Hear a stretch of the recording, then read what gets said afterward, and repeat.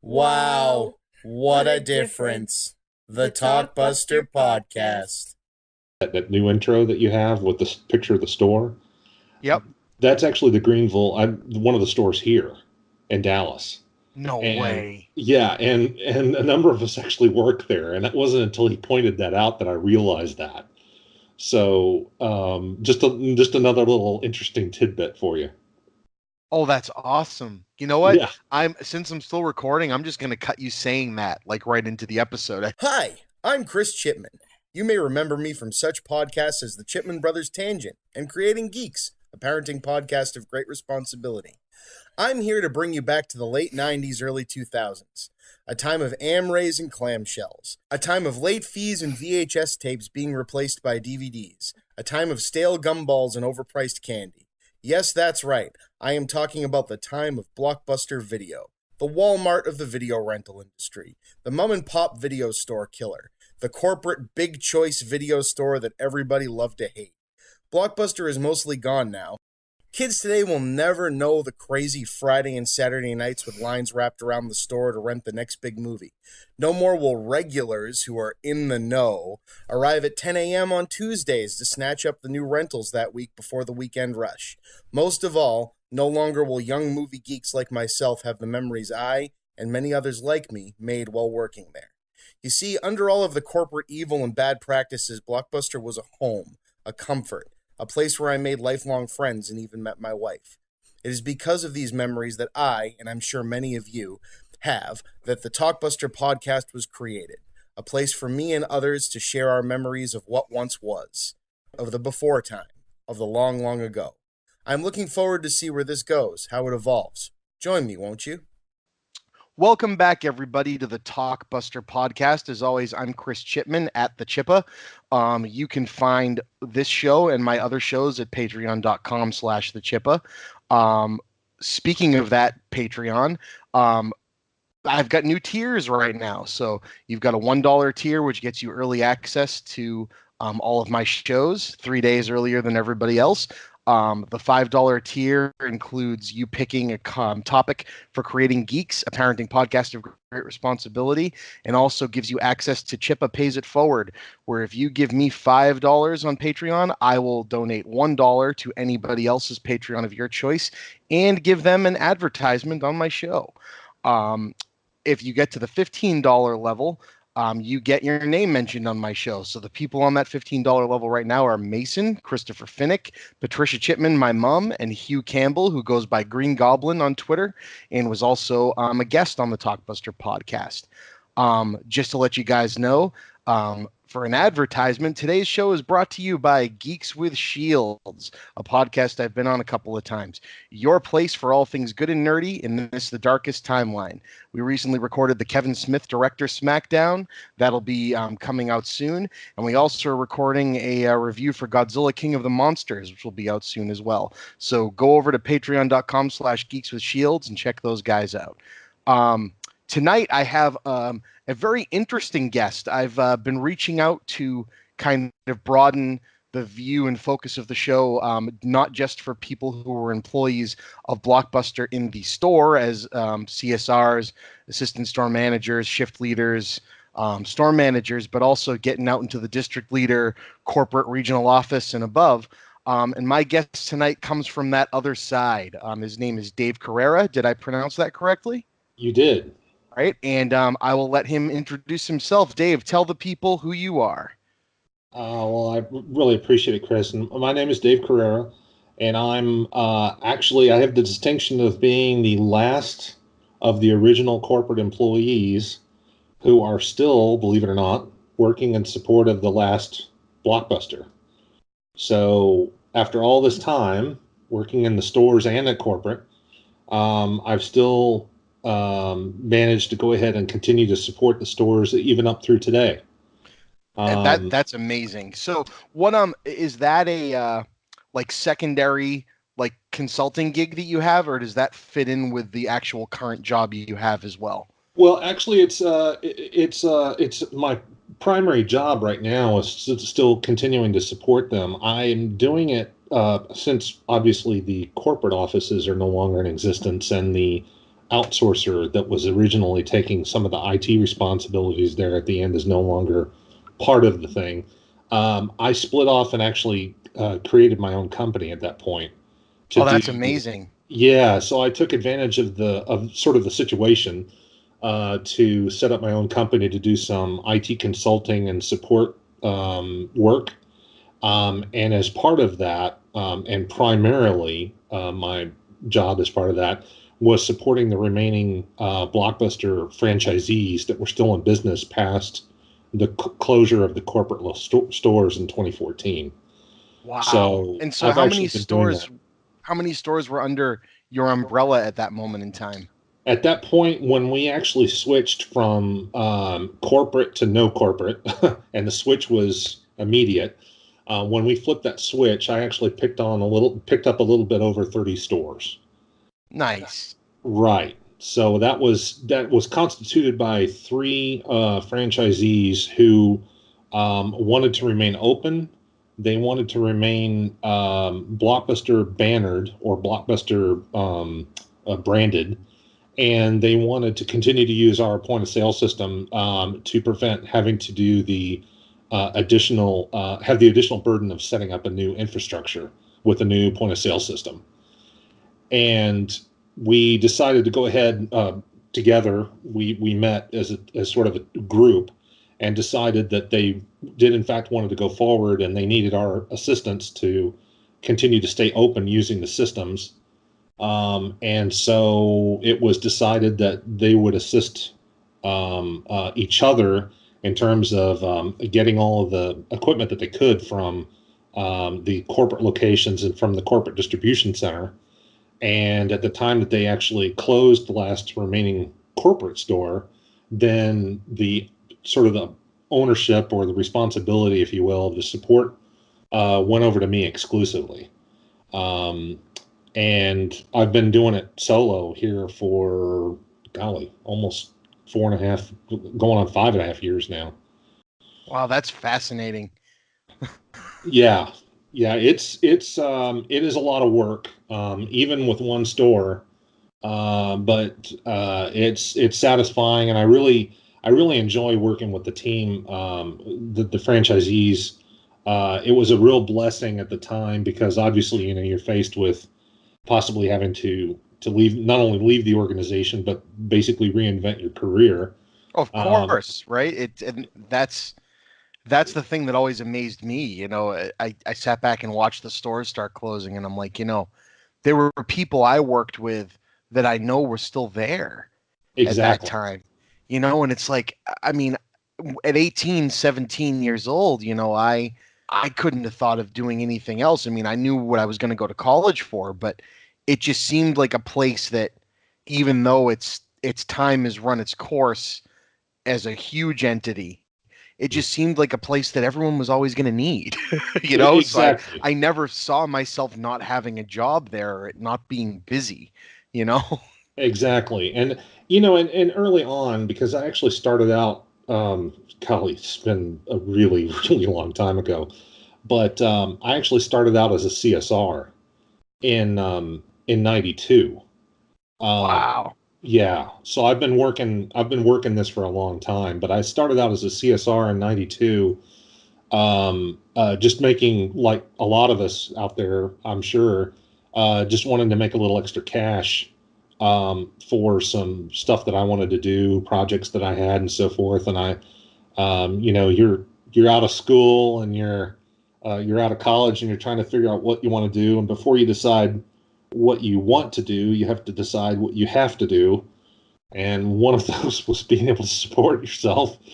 So, picking up a little extra cash at the Blockbuster was a sort of a means to an end. And, who knew that then that it would turn into a 27, 28 year career. Right. And so that you gave yourself a good segue there. So where are you from and how did you end up at Blockbuster? That's a good start. Yeah, actually, believe it or not, my journey with Blockbuster actually starts all the way back at the opening weekend, which was September, October of '85. Oh, wow. I was a year old, man. Yeah. Well, thanks. I appreciate that. So, yeah. So I go back before it was Blockbuster, before it was Blockbuster Entertainment, before it was Blockbuster Video. It was Blockbuster Videos. Yes, it was. And so when you're talking to the guys in Dallas in the corporate office, you can actually ask them whether or not they were video or videos. So I still have my um, opening weekend card, the original membership card, believe it or not, because that became my employee number as I went through the system. But I'm actually customer number 2027 Wow. overall. So that was when we very first got our membership, was that weekend. And I actually grew up in Dallas. I'm born and raised, and the Medallion Center location was actually just not even 5 minutes away from where I grew up. And so obviously that was our home store. And I had actually applied there a few times, because I was a lot younger then. It was before I was in college, and trying to pick up some extra cash then. But it wasn't until I got out of school that I really seriously, aggressively looked at trying to get in somewhere. And my goal was always to try and go into sort of a corporate environment of some kind. But when I first started out in '92 as a CSR, it was really just sort of a means to an end. I really didn't see it going that far. But it was so much fun, and there were so many people that I was really able to gel with and really make good friendships and relationships with, that I just stayed and went down that management path to work my way up to store management. And when I got to, let's see, it was about 1995. I had an opportunity to interview for district manager, but because of the fact that the district that I was in, which was about 17 or 18 stores, so it was a pretty big district. Oh yeah. And we had some of the higher revenue. We had basically all of East Dallas. And Jesus. we were really some really high revenue stores, very, very busy stores. That was back in the, you'd have 4 registers open, lines to the wall, Friday and Saturday, almost all day. I mean, it was, nuts back then. Oh yeah. Yeah.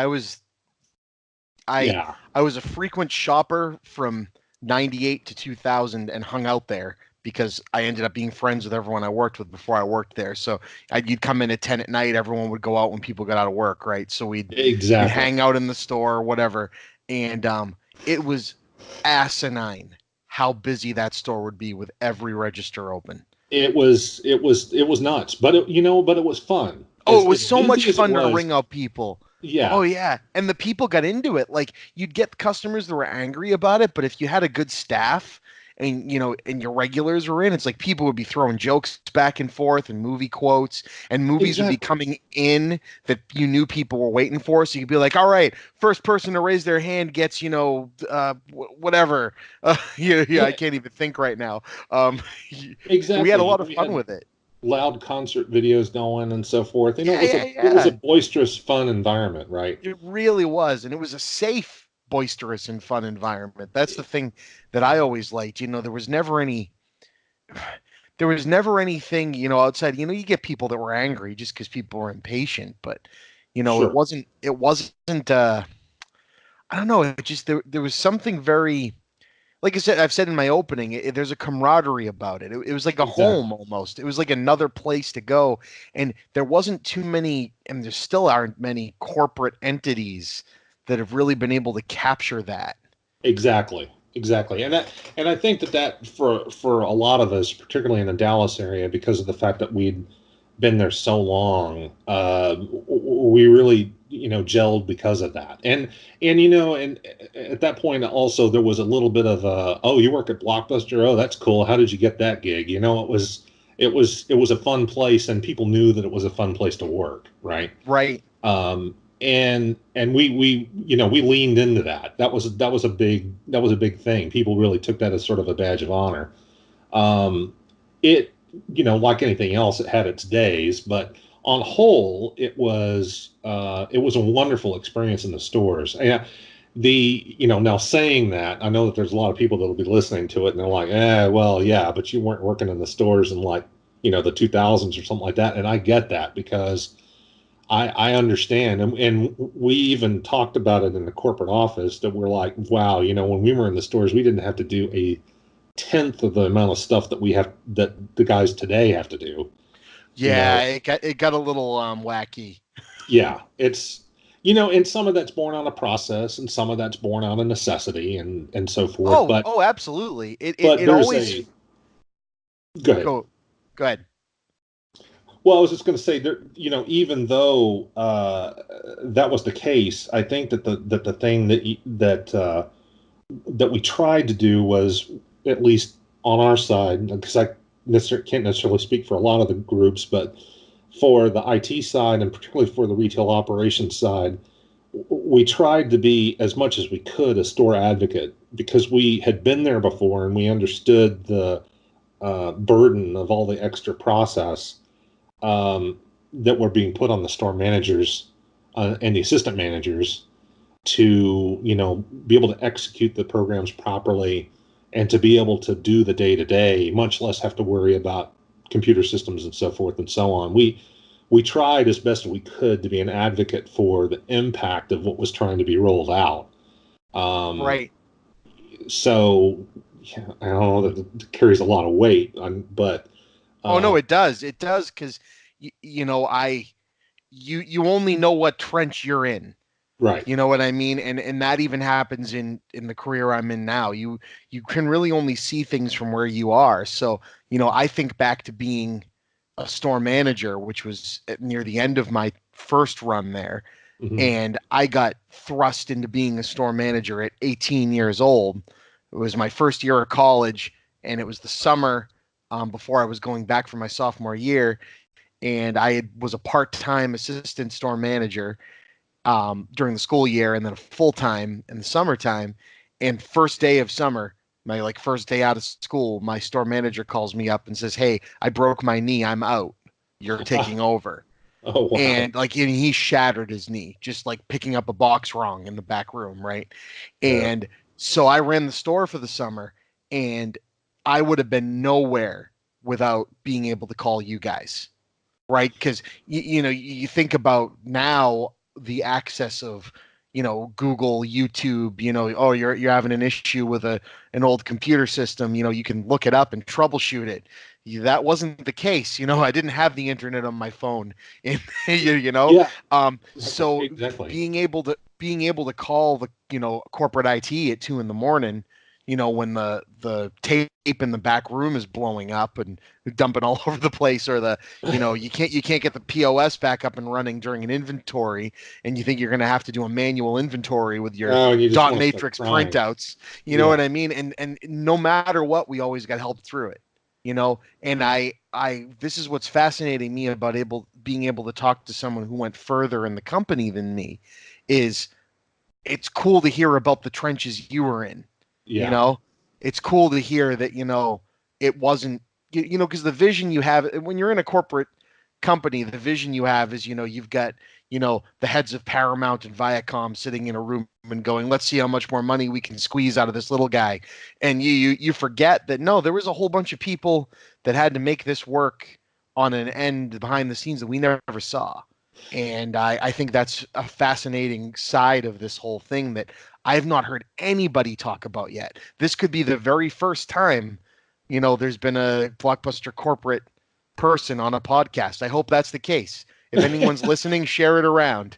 Well, and I tell you what, I was probably okay with continuing to go up the retail side of it, but to be honest with you, I realized that because of the depth of the experience and the other store managers, and quite frankly, they had even been there longer than I had at that point, because I had some tenure at that point, but I realized that to make DL, a lot of people would either have to leave or choose another career path or something like that, because there was just too many people in front of me.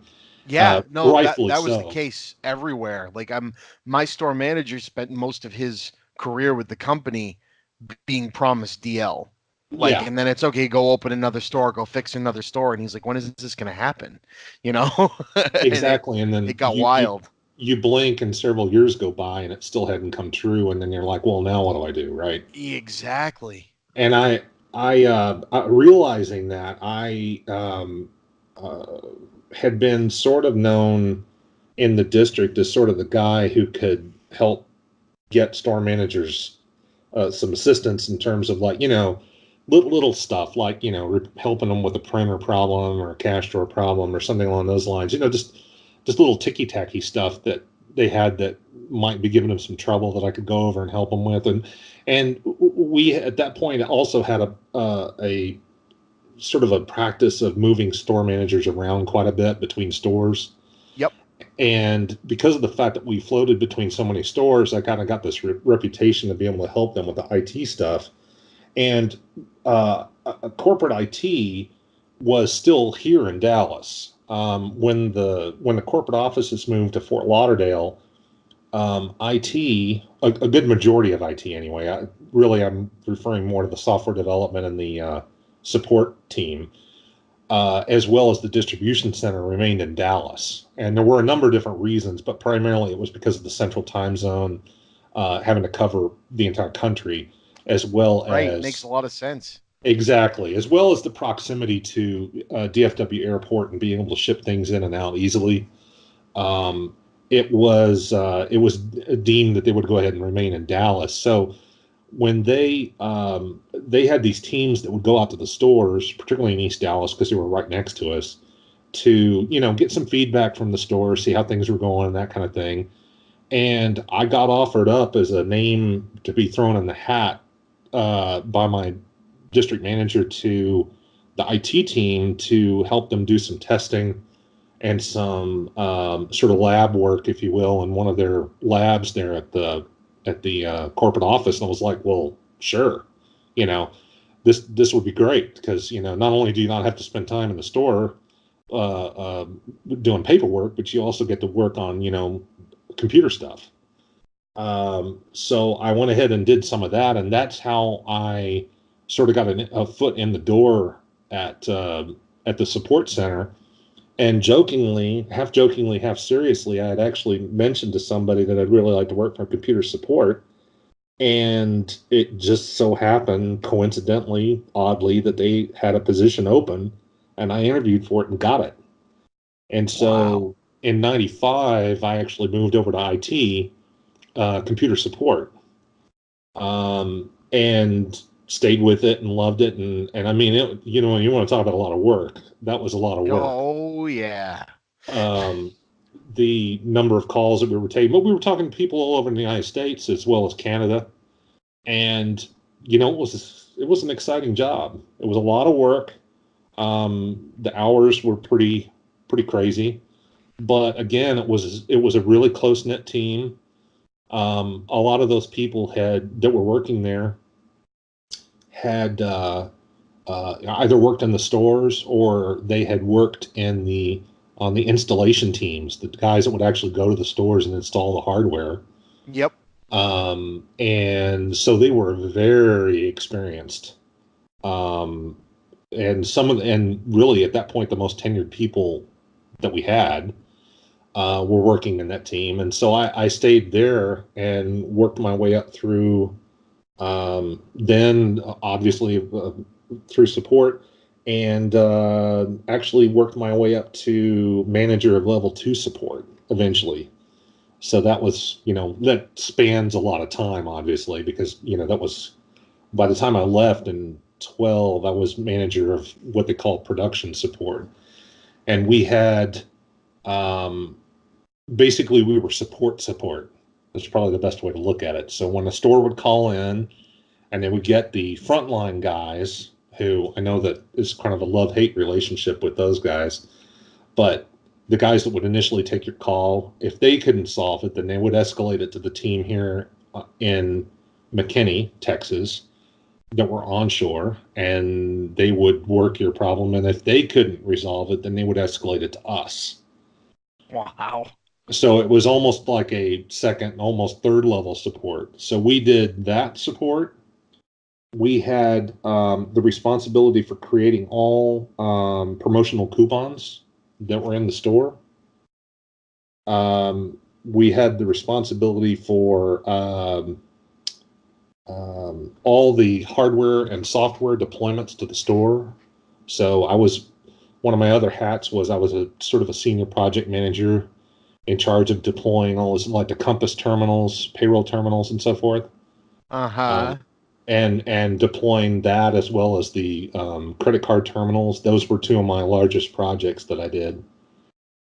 And then, as a fun little factoid, which you may not know, for the stores that were international, so you had the stores all over the world, they had their own help desks for Asia Pacific and South America, Mexico, and Europe. And they had their own kind of similar setups with support. If their support teams could not resolve their issues, I had a member of the team on our side that would then be a third level escalation for those support desks. Oh my God. Yeah, so it was a Sitting lot at of the hub of the world. yeah, it was a lot of work. It was a lot of fun, but we talked to people all over the United States and all over the world. And thinking about it, if you really think in terms of the number of stores we were supporting at that time, and I was going back through my records to try and see if I could get a more accurate count, but the number that I had was we were supporting a little over 6,200 stores out of our center. Jesus. Now that's not international. That's No, you're domestic. right. So that's U.S. and Canada. About 1,000 of which were franchise, and about 450 or so of which were Canada. But that was about 6,200 total, and that's across 9 time zones. So that's from Prince Edward Island on the east, all the way on the other side of Nova Scotia, Oh yeah, I've been there. to Guam and Saipan. This is insane. Again, and I love this because it's a whole side of it I knew nothing about till I talked to you. So Yeah. an interesting question that comes up is, you said a lot of people that were in your group moved their way up from being store employees. Yes. So what would you say um the percentage, or if you had to guess, of how many people that made it through to like the corporate IT, or even that you like met through the offices, that were what I'd consider like movie geeks, right? Because that's the idea. Like you'd work with people even in a store where you'd have like your 10 employees, and 2 of them, no, this is just a job. Like I really don't like movies. I'm just here, just like a kid flipping burgers in a McDonald's. I don't really give a crap about the food. I'm just here to make money. Right. But the thing that I always found, the camaraderie that I found, was that you end up finding people that are into the same stuff as you. And that makes a good job, in my opinion, right? When it's more important that you have these relationships, that because you want to do better with these people. You know what I mean? What would you say? Did that make its way through to that level a lot? Yeah, absolutely. I think that, and again, part of it was because of the fact that the majority of us moved up through the ranks because of the fact that IT had remained in Dallas. But the core of the support team, and when I say support team, I'm referring to computer support, the guys that would actually take your incoming call from the store, all the way up through my group, which was production support, and Right. on over into software development. I would say that the majority of us were, bleed blue and gold, diehard Blockbuster fans that were in it to actually see the company succeed. But in even more than above that, I would say that you were probably looking at it at its max. It was a pretty high percentage were actual store employees that had come through store management.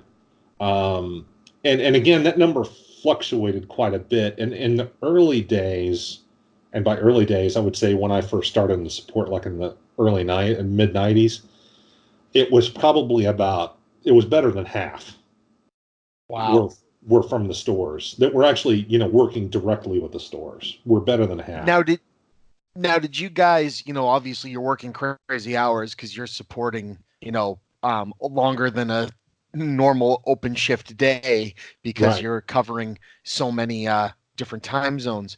But did you guys have a camaraderie outside of the job? In the store, I talk about, oh, get off at midnight, everyone goes and, catches a midnight movie and hits a Denny's afterwards. And, we would do things like that. We'd go to movies as a store. We'd schedule people to like, oh, okay, well, this new movie's coming out. So us three are going to work the closing shift. You three work the opening shift. And, then you guys go see it at night. We'll go see it during the day, and then we'll meet up for dinner and talk about it.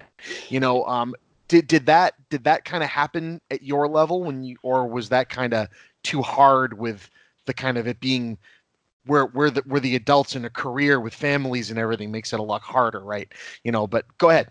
Yeah. So to answer that, so we basically had for the help desk, it was a little bit different because they weren't 8 to 5 like you were saying. Right. Since we were a 24-hour center, it was there were 4 shifts. It was either weekdays, weeknights, weekend days, or weekend nights. Right. And so those particular groups would pretty much hang together, right? Oh, cool. That's awesome. Exactly. So the idea is that like the weekday guys would, go out and do happy hours or something like that, or the weekend night guys would do potlucks and bring in food, and because they had a little more time. Because when the store was busier, we were not as busy, which makes sense, right? Because the store manager didn't have time enough to call. So when the stores are actually less busy, we get more calls, and then it's an inverse relationship there. Right. So you don't have as much time for housekeeping when you're busy. Exactly. The drawback is that you would, if the store was busy and you got a call, you knew it was urgent. So it was, down store, something like that. But but to answer your question, the shifts would have a lot of things that they would do on their individual shifts to kind of break up at the monotony and have potlucks or bring in food, or they would meet after work and so forth. And of course, when we had the unfortunate task of wishing someone farewell if they were to leave the company or something like that, obviously the goodbye parties were pretty amazing. We would really do it upright for a goodbye party. So we would try to schedule it such that as many people that could show would do it, but the farewell parties were pretty epic. So we did very well. Let me put it that way. And then of course on the upper side, it was a little easier once you got out of the support desk because they weren't shift hours. We were actually doing 8 to 5, kind of normal office hours. And so that made it a little easier. You could go out at night, or you could go out on the weekends and so forth. But we would definitely meet up as a team and do team events. We also had a lot of corporate sponsorship for charities. So, awesome! Right, like Susan G. Komen Race for the Cure. Yep. Or some of the other Corporate Challenge, I think, was another big event that we did, where a lot of the IT teams from all over the city, because Dallas is a big IT center for tons of different companies, and there's tons of companies are actually headquartered here in Dallas. We had something called the Alcatel Challenge, where we actually had a lot of IT groups from all over the Dallas area actually participate in fundraising for charity, and we would participate greatly in those things. So it was there was a lot of activity outside of work. Nice, because that was always my favorite part of the job, and I find that I don't know if it's just that the career I'm in now is less prone to that, or if or if it's just that I'm in an older group of people, right, that are kind of we have families at home, and so there's not as much of a like this need, even though it's, it's a 9 to 5 job, right? So you figured there'd be more of it, but there's less, I was like, oh man, I want to get everybody and go for like bar trivia one night or something, and it just doesn't happen as much anymore. And it's kind of a bummer because it's like, I've been at this job longer than I was at Blockbuster. I've been at this job 11 years, and it's like I barely know any of these people. It's kind of a bummer. It was a very interesting environment to work in corporately, because as much as the corporate world, just in general, just corporations in general, they don't lend themselves to a lot of sort of camaraderie or activity that kind of brings the company together like that. And Blockbuster, almost to a fault, would do that consistently. Yeah, we actually, I've talked about it in an earlier show, but we had a team of probably 9 or 10 people.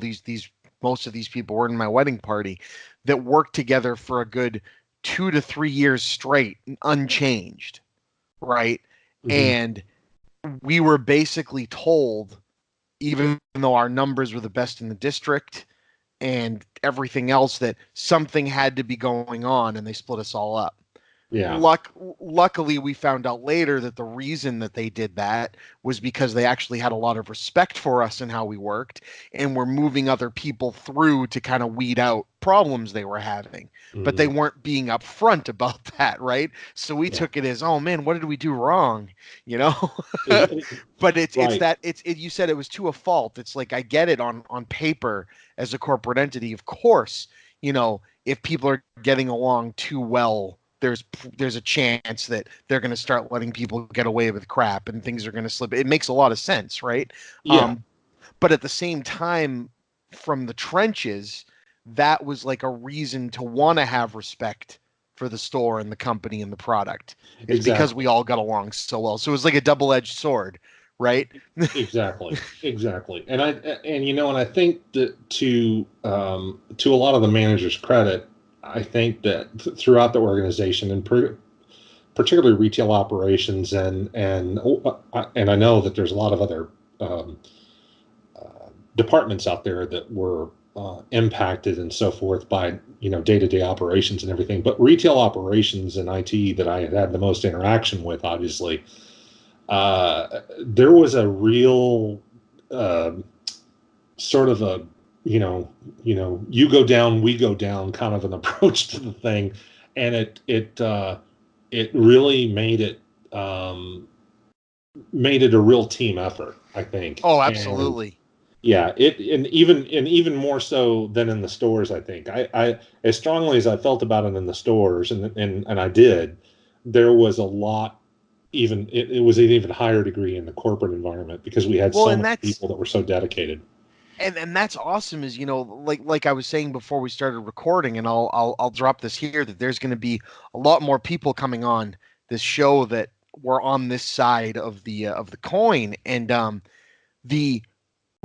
the response I got wasn't just, hey, your podcast makes me nostalgic, I think I'd like to be on it. It was, oh my God, that was the best job I've ever had, I need to talk to you about it. Right. And it's like, it's awesome that so many people feel the same way I did, and that me at, working there from like 17 to 26 can have the same experience as someone that started in 92.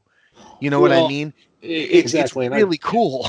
And I think that the takeaway from it is that, no matter your opinion of Blockbuster, whether you had a good experience or a bad experience in terms of a work environment, I think that the thing that you have to appreciate is the fact that, regardless of whatever anybody's opinion is of it, that, if even for people who speak badly of it, they wouldn't speak badly of it if they didn't get the joke, right?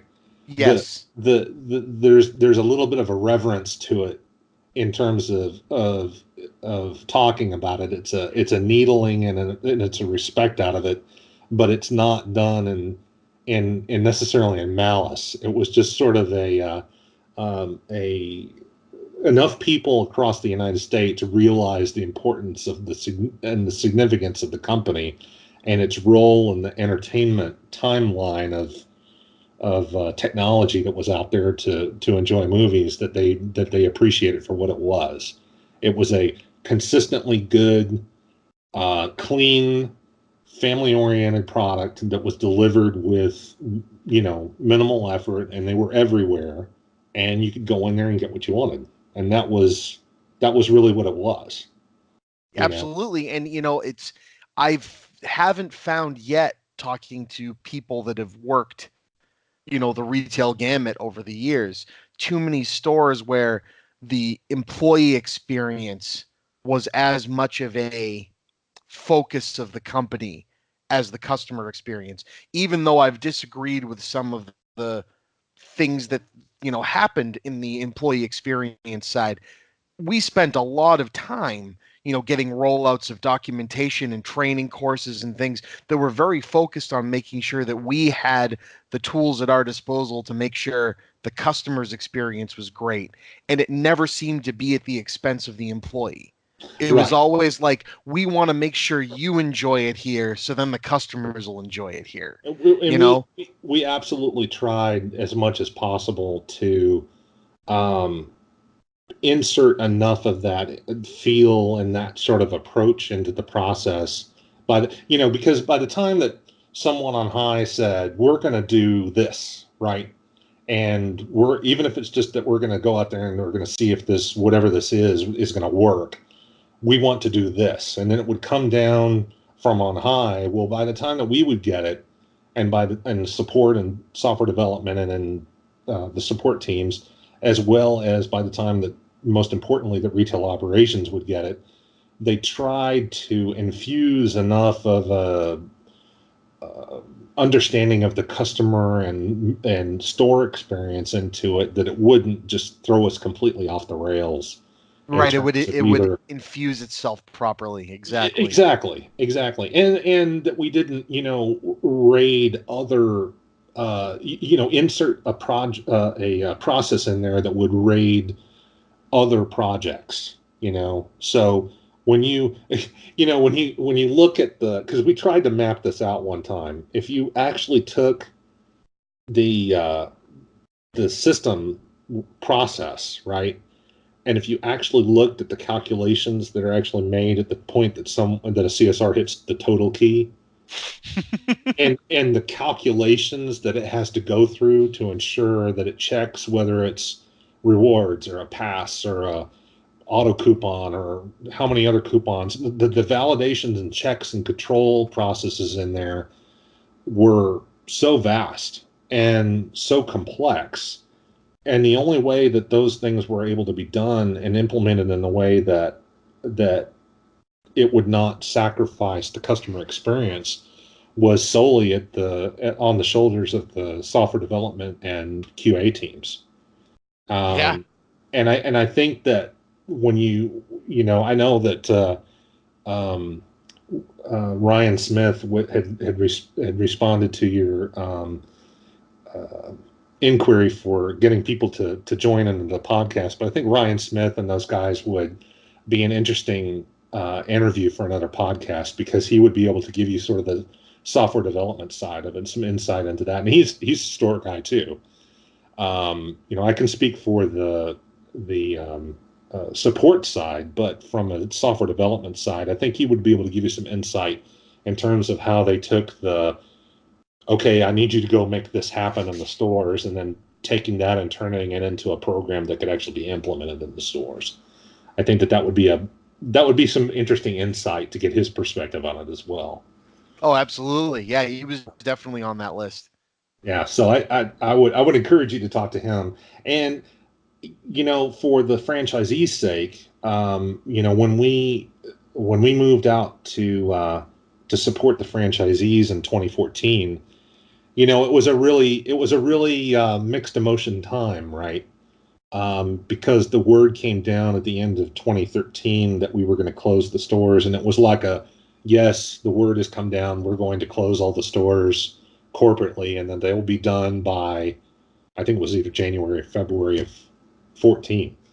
And that's the year I received my gumball machine. Yeah. See, so have I told you? Did you hear about that? The gumball machine? Yeah, it's on. I've talked about it. My brother, who worked at the store with me, bought me the gumball machine from the store we all worked in the day it closed. He said if that gumball machine is still there for sale the last day, I'm buying it, and he bought it for me for my birthday. It's still got the security tape because we lost the key. We lost the key probably back in 2003, and it still had the security tape on it that held the back on, so people couldn't steal the quarters. That is great. That is great. Oh Well, man. we we had the opportunity to put together the process to, basically back all of those franchisees off of the corporate systems and put them back to sort of an old school process. But, if the software development team and QA team had not written the software tightly enough, we wouldn't have been able to do that. Because they knew that we would, need to be able to grow and back off of certain processes as time went by. It was just a matter of going in there and sort of backward engineering the system to work without a host processes, and that's really what allowed us to move forward and not have any downtime between the time that they severed the relationship with corporate and from the time that they actually flipped the switch to turn off all the data center. We were ready to stand up our independent data center here in Dallas to support the franchisees, which were at that point was Florida and South and West Texas, Alaska, and of course the guys in Oregon. And Alan Payne, who was the owner of the stores here in Texas and Alaska, who I just talked to today, as a matter of fact. Oh, that's awesome. Yeah, we maintain a relationship even today. We were his stores actually unfortunately had to close at the end of last year, but we're still working on closing up that sort of operation, if you will. He was very instrumental in working with the guys up in Oregon, Ken and Debbie, who I know that Sandy had mentioned, and Yep, the the Tishers. guys. Ken signed the sweatshirt that I'm giving away. Oh yes, I Yeah, saw I got that. the whole store and Ken. Yeah, Ken and Debbie. I hope to talk to them someday. They seem like amazing people. I'm just it's awesome when you hear that, somebody who, I guess they were with it back from before their store was even a Blockbuster. That's how long they've been with it. So Yes. that's fascinating. Yeah, and between them and the owners out in Florida and Alan, we basically put our heads together, figured out how to make it go forward, and like I said, we've been going since 14. So now, what's that, 5 years? Yeah. So and we were realistic about it, right? We knew that it wasn't going to be for everything. We knew that there was, a finite period of time on it, but this uh, very nicely has exceeded my expectations of what I thought that it would turn into. And as Sandy had indicated the other day in her interview, I think that I agreed. I told Sandy that I was going to be with her to the bitter end, and I still plan to do that as long as circumstances don't change. But I plan at some point, even if it's the very last day that they're open, I'm going to take this card up there and I'm going to quick add it into their system. So I'll have the card that's the alpha and the omega. Yeah, no, absolutely. And if you wouldn't mind, it would be cool if you could send me a picture of that card. Absolutely. And I'd like to include it with this when I post it, so everybody can see, because it's so cool, man. And keep me in mind if if there's things that come up after this show that are interesting that you want to come back on and follow up on, whether it's uh, let me just spitball on something and make up in my head. Let's say that a year from now, all of a sudden, all of this attention and everything they got, oh crap, people actually need this. We opened a second store as a joke, like whatever it is. That stuff's fascinating to me, and Absolutely. I've I have a phone every 2 months to re-ping Sandy, just to say, hey, if you or anyone in your store wants to come back on, I'd love to, have you back on, and you can tell the world how you're doing. And I think I same thing with you. I wanna be part of this conversation to the bitter end, because I would absolutely love to. it's just fascinating to me. Like I said, Blockbuster has been a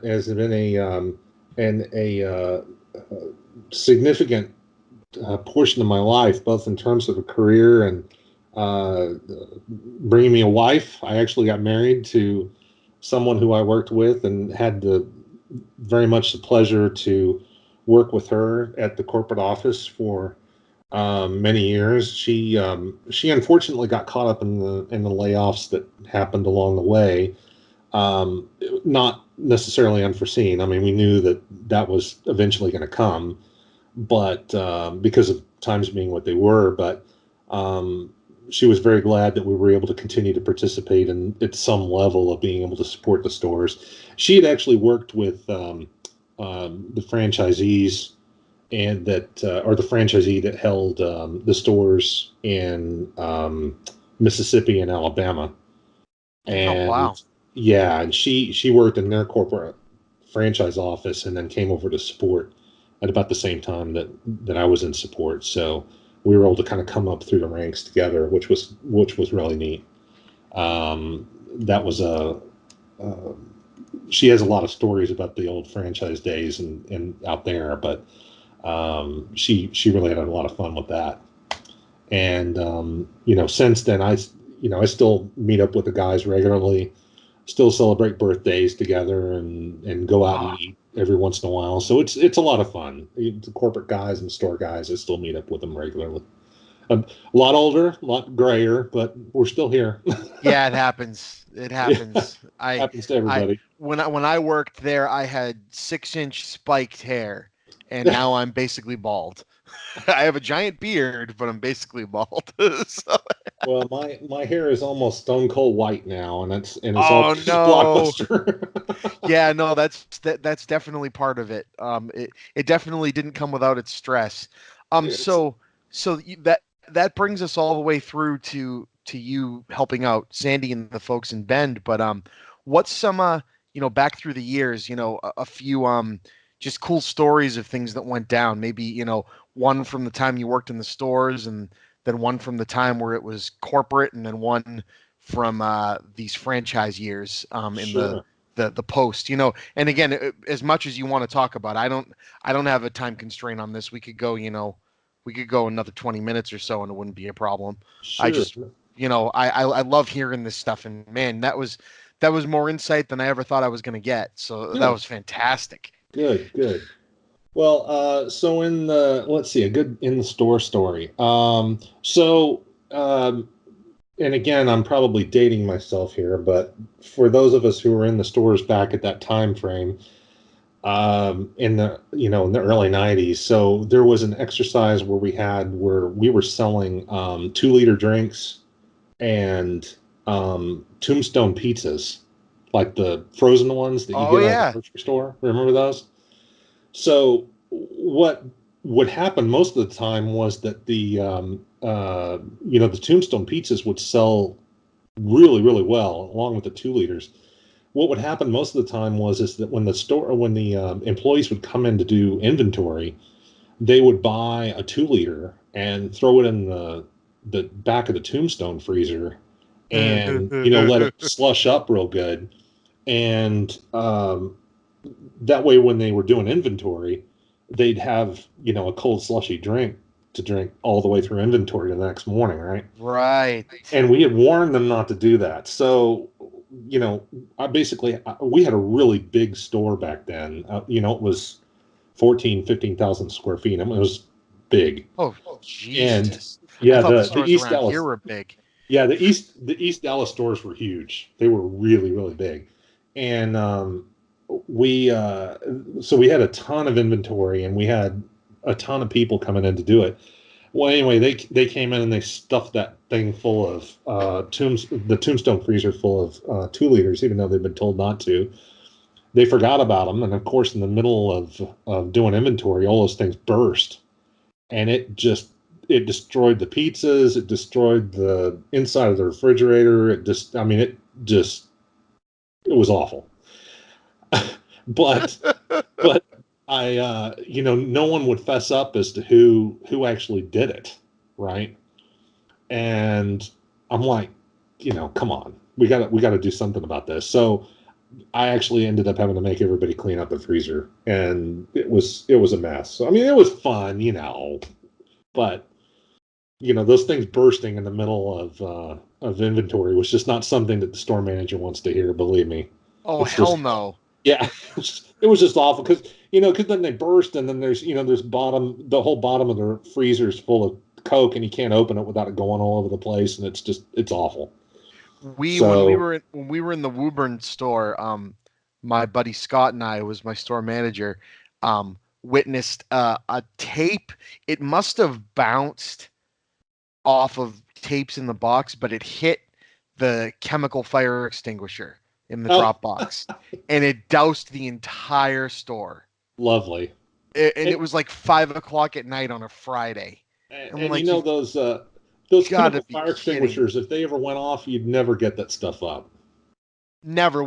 For the majority of the time we worked there, we'd open a DVD every once in a while, and it would just dump dust all over the place. And we're like, oh, great. It's awful. Let's see, and another story from the support days. So when we were in support, and again, this was back when the corporate office was in Fort Lauderdale at that point, and the support center and the distribution center were still in East Dallas. And we, the support center, where computer support and development, IT and everybody was, we were in East Dallas, and we shared a parking lot with another building. And I mean, it was literally like, you just walk across the parking lot and you're at this other building. The other building was actually a like a movie production set that was real nondescript. It was just like a warehouse, but they did a lot of studio shots for Walker, Texas Ranger at that location, just coincidentally. So there was an employee who, if he's listening, he knows who he is, but he'll remain nameless to protect the innocent. He was running late one day to get to work, and he came around the corner pretty quick, and he nearly mowed down Chuck Norris. So we always joked with him that the next time that we were out with him, we would not ride with him because you never know. Chuck Norris would probably pull one of those moves like he did in the movie where he like kicked through the windshield or something like that. You don't want to go crazy on Chuck Norris. No, imagine that headline. Yeah. Oh boy, Blockbuster employee ends Walker, Texas Ranger stars Chuck Norris's career. Oh God. Exactly right. And let's see, a story from when I was working with the guys here. I think that I don't know that it was necessarily a funny story, but I think that what we did was we had told the guys at corporate basically that we were going to go ahead and have the equipment that was here in Dallas, because at that particular point, you have to sort of picture this. The corporate stores had all closed. Basically, Dish was sort of washing their hands of the whole store experience at that point. Right. And it was me and like 3 or 4 other guys that were here running the support center at that point for the remaining stores. And I called up the corporate office and said, basically we're done. And the last corporate stores closed, and we're going to go ahead and shut down. And fortunately, the guys with the franchisees had made arrangements to go ahead and acquire all that remaining equipment. And so it was left up to me to move all of that equipment from the existing location over to the new data center, which was a couple of nights of endless car trips of moving all of that equipment to the new location. But it was just that that whole setup, and it was sort of a by yourself. It's that feeling when you know you got to be out of an apartment in like a day or two, and you've got all this stuff in your apartment, and you got to pack real quick and get out. Oh yeah. Yeah, so it was that kind of a hurried thing. But my thanks to Ken and Debbie and Alan for making it such a relatively smooth transition, and for having the patience with us to help them get through that. And we, in the end, were able to do it without any downtime to the store. So we really, as hard as it was, and as many hours as we were working, because we were pulling, 80, 90, 100-hour weeks there for a couple of months trying to get that thing done, and we pulled it off. So it was really just sort of a feeling of success at that point to make that happen. Jesus. Yeah, pretty exciting. And can I leave you with some trivia? Sure. I got to put this in there. So, and I know we're running a little bit over, but I'll throw Oh no, this no, we're not running over at all. This is great. in. So the first store, I'll just sort of stepping back to the first store. For the millennials out there that may be listening to this, I know that everybody gets tied up in, DVD, Blu-ray, 4K, blah blah blah. Remember that back in the day, right, when the store first opened, and this was again in '85, so you have to consider the time frame. We actually had two formats. It was actually VHS and Beta. Betamax. So just so it's an official statement out there for those of you who didn't know, we did at one point carry Beta, and those Beta part numbers are still out there in the system. Wow. And as a matter of fact, I'm hijacking some of those old Beta part numbers to continue to add new part numbers for Sandy and her store today. And that's how I'm kind of able to move the system forward. That's because nuts. I'm reusing those old 12-inch Laserdisc and Beta part numbers, as well as some ones that I was able to find that are no longer used. I was able to reuse those to make that happen. And so that was one little bit of trivia. And then the other one that I thought was kind of an interesting one was, and I'm sure that this wasn't part of the decision to put it there, but the Medallion Center actually did have a theater there that was not a multiplex by any means. It was a single screen theater. I believe it was General Cinema. Someone could correct me on that if I'm wrong about that, but they had a single screen theater there, and it was back in the time in the 70s when it was going to a theater was like a thing. It was like a more of an experience. So the Medallion Theater, the lobby and everything was kind of a ritzy setup, and it was sort of like an independent, kind of an artsy kind of a theater at that point. And it actually was one of the places, and this would have been 10 years earlier, right? So this would have been in the April timeframe of 1975. It was the first public showing of the rough cut of Jaws. Oh, my favorite movie. Yeah, so to a non-studio audience, to a non industry audience, so this was to the public, was at the Medallion Theater in March or April of 1975. So that it was just kind of interesting to me that here we go, we have a theater that does national rollouts for both that and for Star Wars and some of these other ones, Spielberg, of course. And then, 10 years later, here's Blockbuster, and then it stayed in business for so long. It's just kind of an interesting little cherry to put on top of that. No, that's incredible. That's awesome. So, but like I said, I hope that you're going to have some more corporate guys on, because I'll love to hear from them. But even today, when I talk to my corporate buddies, they're like, "You're still supporting the stores, but how does that work?"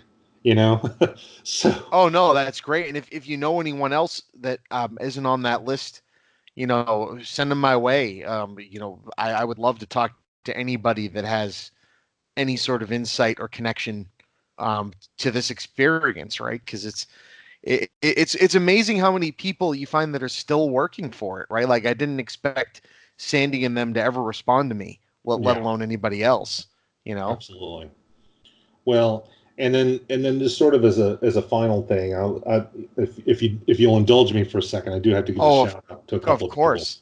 So for what it's worth, the ability for the stores to stay open past 2014 and the corporate closing was specifically while there's a ton of people that assisted and laying the groundwork to make it happen, I really have to thank a few specific people, which would be from the production support team, which would have been Steve Martin, Chad Milstead, Vance Price, and from the software development team, I have to thank Sam Wang, Ryan Smith, and Chris Howard, because and that's just a fraction of the people that got us here, but they by far are probably the people that are the most responsible for being able to um, give us the documentation and give us the stability of the processes and controls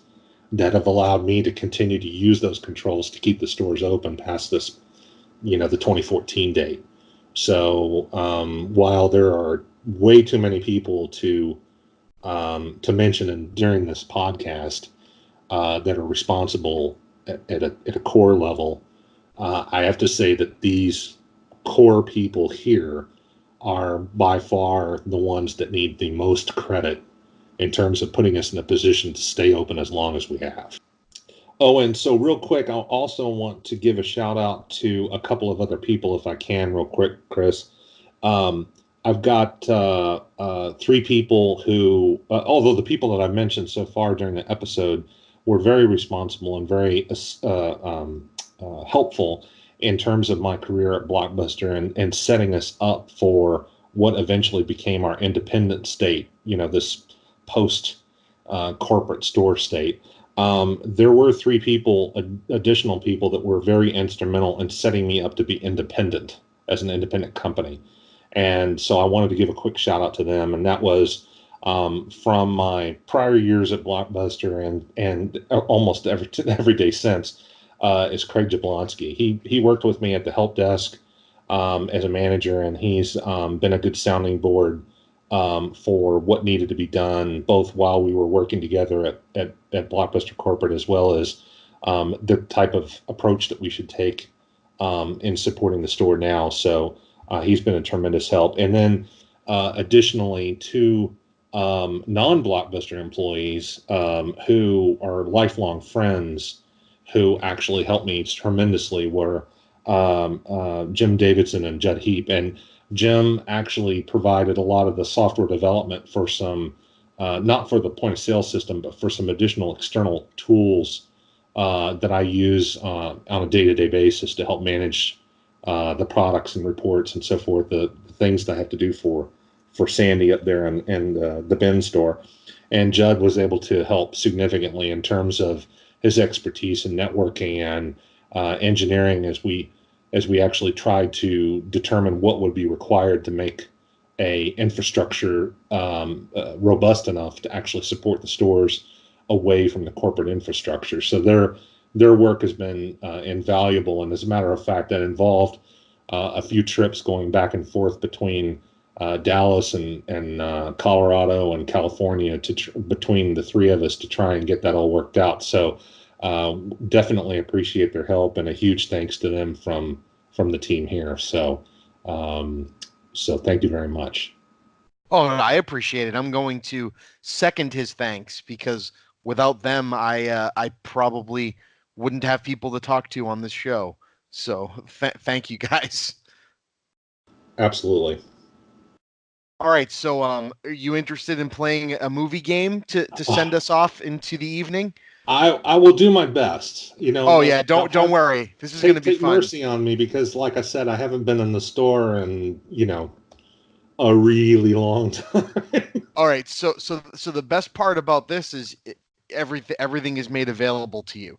So Okay. have you ever played Cards Against Humanity before? I have not. Okay, so the inspiration for this came from that because it's Cards Against Humanity is just it's really dirty, it's vulgar. That's not really the point of this game, but it's super simple. It's basically a dirty version of Apples to Apples, the kids game. And Okay. what Apples to Apples and Cards Against Humanity do is you draw a saying or a phrase with a blank in it, and you have a handful of cards that say something, and you have to throw down what you think the best way to finish that phrase would be, and then everybody else who's playing votes, or sorry, everyone who's playing, you're the one that threw the card, so you vote which one's best, and so you kind of play the room more than you actually play an actual like dice roll or something to get you to win. It's all based on who you're playing it with. So that's why I thought this was the perfect game for guests on a silly podcast because, you know, we're talking about movies, right? So I broke this up into 3 rounds. I've made a spreadsheet. There's over 150 films and movie quotes on this spreadsheet. I randomly generated 10 numbers, sent you 10 quotes. So that's your hand for the game. Okay. And I have randomly generated 10 numbers and given myself 10 quotes. So we're going to do 3 rounds. What we're going to do is I'm going to say the name of the movie, and you're going to come up with a quote that you think best fits that movie. I could give you an example. The inspiration for creating this game was I was out for dinner with my lunch with my buddy Jim at work, and we came up with this game about a year or two ago, and we just been kind of building this document since. And the quote I came up with was, if someone asks if you're a god, you say yes, from the Ghostbusters, right? Ghostbusters, right? But that quote applied to the Passion of the Christ. Okay. Right? So that's kind of the idea. And he goes, oh, this would make a great game. So with that, our first round is the Avengers. Oh, jeez. So pick a quote from your list that you think would either in a funny way or an ironic way or just in a, oh, you'll think this will be interesting kind of a way might fit with the Avengers. Based off the ones that I have on my list? Yep. Based off the ones you have. Oh, man. But if you want to, hey, if you want to go wild card and come up with one off the top of your head, sweet, go for it. No, I think that's probably going to be Bless Me, Father, for I've just killed quite a few men. Yes. Oh, I love that. And that's from what Desperado. movie? Desperado. Yeah. That's one of my favorite quotes. I'm going to use "We came, we saw, we kicked its ass," also from the Ghostbusters. Nice. So between the two of us, which one of us do you think has the better quote? No. See, this is where you're going to get me because no, I mean I'm partial to mine. I am partial to yours too. That's what I was going to say. So I think you take the first round. Okay. Okay. So round, and again, I'm also going to put a poll out when I release this and let the viewers vote. Okay. But I just, this is fun. It gets us going. All right. Sure. So sure. round two, Independence Day.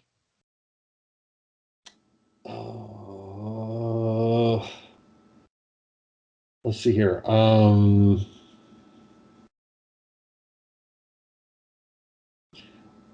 It's probably going to be the whether we're based on carbon or silicon makes no fundamental difference. We should each be treated with appropriate respect. That's 2010. Yes. Oh, I'm not going to be able to come up with one that's better than that. So you know what? I'll just say it would be amazing if Ash from the Evil Dead series was in Independence Day. So, yes. All right, you primitive screwheads, listen up. See this? This is my boomstick. Which would just be a great supplement for Randy Quaid at the end, right? Like, what's his name there? Lone Star has what the hell is the name of that actor? He plays the president. Bill Pullman has his big speech, and then right behind him, Ash comes out, and this is like the exclamation point on that speech. But I still think you take that round as well. I appreciate that. I mean, your quote's perfect, like, right? So round 3, From Dusk Till Dawn. Oh. And if you've never seen it, I can tell you what it's about, but I'm thinking you've seen it. Oh, man. See, and I want to use the Desperado quote for that one. Right. But I've already used it.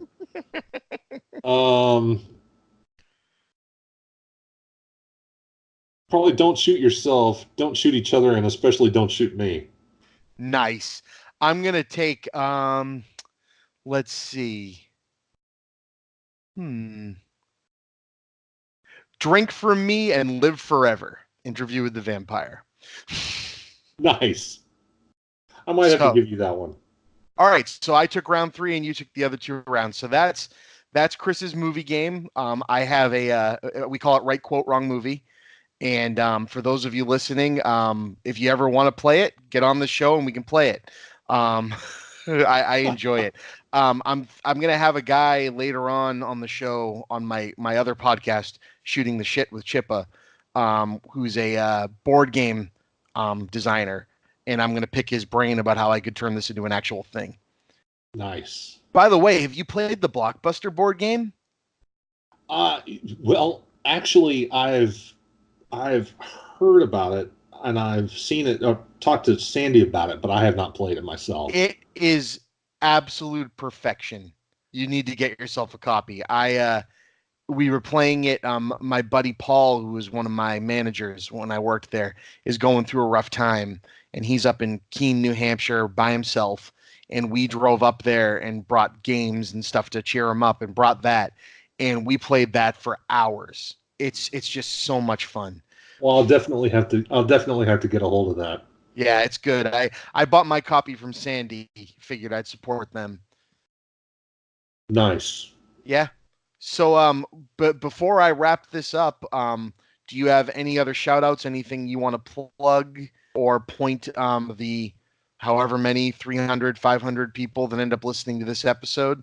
Do you want to point them towards, or just any closing thoughts? No, I'll just say that we'll continue to keep it going as long as we can. I really appreciate the opportunity to speak with you and to sort of communicate out what the status is to everybody else, and we'll keep it going as long as we can. I hope to because I've got a lot of little tchotchkes and things that I've gotten over the years, so I hope to post some of those on the web page, as well as sending you a little snapshot of this membership card. Yeah, send me a few snaps so of a few interesting things. I'd love to include them with the video with the show, so people absolutely can see it. Absolutely. Are you on Twitter, by the way, or are you just on Facebook? I'm not. I'm only on Facebook. I'm a little behind the times. Oh no, dude! The only reason I have a Twitter is because I make these shows. I had no idea. I had no idea what it was, and people were like, "You have to have one, or no one's gonna know." And I'm like, "All right, I guess I'm gonna do that." Nice. All right. Well, so this has been Chris Chipman, the Talkbuster Podcast.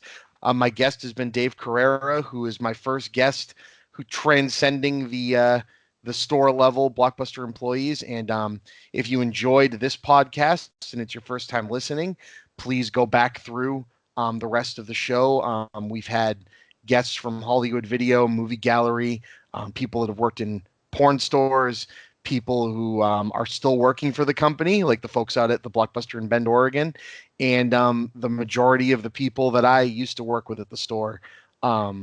Again, I really want to thank Dave for setting aside the time to be on. Thank you all for making it a Talkbuster night or day, and we'll see you guys soon.